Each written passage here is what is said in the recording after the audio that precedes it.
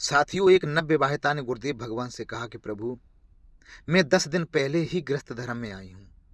अभी इस धर्म के बारे में हमें कुछ पता नहीं है, क्योंकि समाज की बढ़ती कुरीतियों को देखकर मेरे मन में संशय रहता है। प्रभु, मेरा मार्गदर्शन करें। तो उस नवविवाहिता को गुरुदेव भगवान ने क्या उपदेश दिए और क्या समझाया, आप जरूर सुने। महाराज जी, हमारा विवाह 10 दिन पहले ही हुआ है। महाराज जी, समाज में व्याप्त पति पत्नी के रिश्तों में कटुता देखकर मेरा मन भी अपने भविष्य के दाम्पत्य जीवन में के प्रति दोनों को चाहिए अवलो नसानी अबना न सही हो, इस शब्द पर ध्यान दीजिए।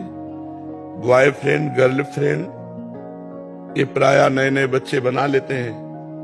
ना बनाया हो तो भगवान की बड़ी कृपा है, अगर बनाया हो तो एक दूसरे से बताना नहीं। और अब अपनी गर्लफ्रेंड की चर्चा नहीं होनी चाहिए। बातचीत तो देखना तो अलग बात, अपने बॉयफ्रेंड की चर्चा नहीं होनी चाहिए।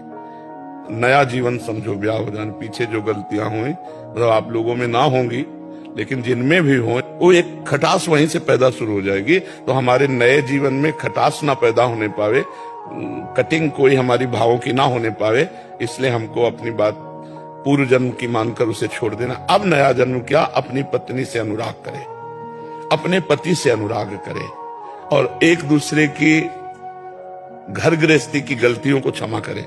जैसे त्रुटियां हो जाती हैं उसमें नाराज हो जाते हैं, तो एक नाराज हो तो दूसरा शांत हो जाए। जब वो शांत होता उस बात को निर्णय कर ले, मारपीट लड़ाई झगड़ा ये न करे। और पत्नी को चाहिए कि पति की प्रसन्नता के लिए सास ससुर की, अपनी नंद की, अपने देवर की धर्मानुसार सेवा करे, जिससे पति को प्रसन्नता प्राप्त हो।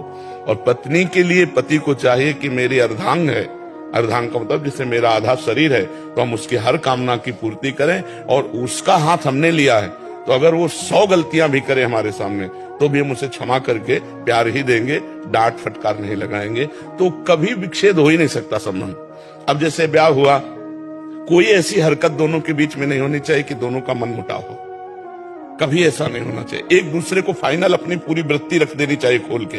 अगर वो संशय में, देखो आप पता लगा लीजिए ये हमारा अमुक रिश्तेदार है, मुझसे बात कर रही थी या कर रहे थे, हमारा कोई संबंध ऐसा नहीं। क्योंकि ये बातें अंतर में जब बैठ जाती है तो फिर प्यार करते हुए भी वो संशय बना रहता है और वो संशय ऐसा पुष्ट हो जाता है कि फिर आगे चल करके मन मलिन हो जाता है। इसलिए दोनों लोग सावधान रहिए, पीछे जो कभी कुछ तो उसको भूल जाइए, आगे नया जीवन आपका मंगलमय हो। और भगवान का नाम जप कीजिए, थोड़ी देर दोनों मिलकर भगवान की पूजा कीजिए, जिससे भगवान आपके जीवन को मंगलमय रखे। क्योंकि आराधना अत्यंत आवश्यक है।